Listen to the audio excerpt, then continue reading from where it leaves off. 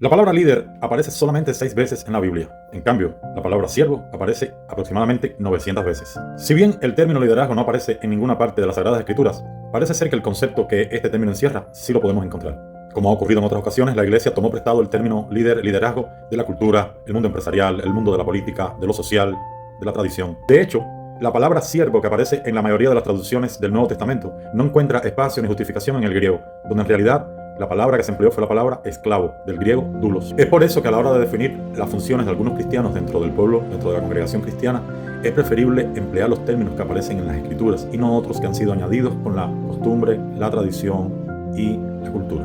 Si pasamos por alto los conceptos teológicos y doctrinales que la palabra de Dios nos ofrece con relación a la función de un esclavo, entonces vamos a arriesgarnos a intentar cumplir esas funciones de manera equivocada, que es lo que en realidad estamos viendo en la actualidad. Muchas personas que se autoperciben como líderes no están cumpliendo las funciones adecuadamente porque el concepto del cual están partiendo es un concepto distorsionado. La mayoría de la literatura que he leído con respecto al tema del liderazgo me ha decepcionado. ¿Por qué? Porque quita a Cristo y pone al hombre. Ese modelo, donde es el hombre el centro, está destinado al fracaso. ¿Por qué? Porque se aleja de los postulados y los preceptos de las Escrituras. Lo que muchos llaman un líder dentro de la iglesia no es más que un guía espiritual, que debe cumplir determinados requisitos para estar calificado para esa función. Entiendo que Dios desea que retornemos a las Escrituras si queremos ser guías espirituales conforme al modelo y al carácter de Jesús. Quiero compartir de manera breve algunas características que son impostergables si queremos cumplir la función de guías espirituales dentro de la grey, dentro de la iglesia.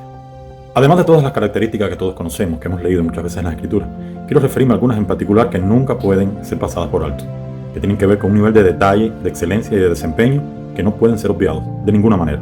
Por ejemplo, un guía espiritual dentro de la iglesia debe tener como máximo empeño que Cristo sea formado en otros en la medida en que Cristo es formado en ese propio guía espiritual.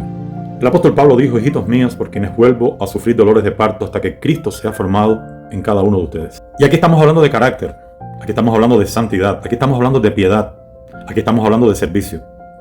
La verdadera función de un guía espiritual es modelar para que otros también puedan replicar y multiplicar en sus vidas, en cada uno de ellos, esa misma piedad, esa misma santidad, ese mismo servicio que ese guía reproduce en sí mismo. Es por esa razón que el apóstol Pablo dice: sean imitadores de mí, así como yo lo soy de Cristo.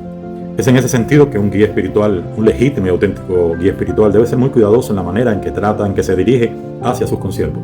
Jamás vemos a Cristo maltratando, intimidando, manipulando a nadie. Un auténtico guía espiritual pierde toda la centralidad porque Cristo es el centro de su vida.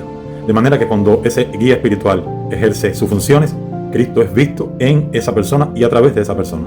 Las palabras del apóstol Pablo nos enseñan y nos ilustran cuando dijo: con Cristo estoy juntamente crucificado y ya no vivo yo, mas Cristo vive en mí, y lo que ahora vivo en la carne lo vivo en la fe del Hijo de Dios, el cual me amó y se entregó a sí mismo por mí.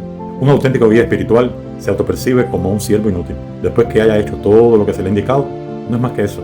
No busca aplausos, no busca fama, reconocimientos, no busca nada. Simplemente disfruta el placer de ser como Cristo y manifestar en otros el carácter de Jesús. Por eso, amadas hermanas y amados hermanos, el propósito y el sentido en la vida de un guía espiritual no es otro que ser como Cristo y a través de él manifestar a Cristo en su diario vivir. Otro rasgo que no puede faltar en el carácter y en la vida de un guía espiritual es su piedad y su compasión. No solamente con respecto a las necesidades materiales de otras personas, sino también cuando otros fallan, cuando otros pecan. El apóstol Pablo nos dice que si algún hermano fuera sorprendido cometiendo alguna falta, nosotros que somos espirituales debemos restaurarle con mansedumbre, considerándonos a nosotros mismos, no sea que nosotros también seamos tentados. Un auténtico guía espiritual está lleno de gracia, extiende gracia. Donde está un guía espiritual conforme al modelo de Cristo, hay un ambiente, hay una atmósfera de gracia, de oportunidad, hay un ambiente de amor, de perdón, hay un ambiente de te extiendo la mano para que lo vuelvas a hacer nuevamente, diferente a como lo hiciste ahora. Quiero anotar 2 cosas más que creo que son indispensables. La primera: un guía espiritual puede ser criticado, puede ser señalado. ¿Por qué? Porque ser guía de otros no nos pone en una posición de superioridad. Seguimos siendo débiles y vulnerables. Por lo tanto, un guía espiritual, cuando comete una falta, la va a reconocer. Y si tiene que pedir perdón, lo hará. Lo segundo que quiero compartirles para terminar es que no estoy compartiendo este tema desde la postura de un hombre que no se equivoca.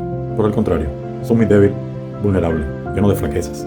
Pero entiendo también que en medio de mi debilidad, la gracia y el poder de Dios se perfeccionan.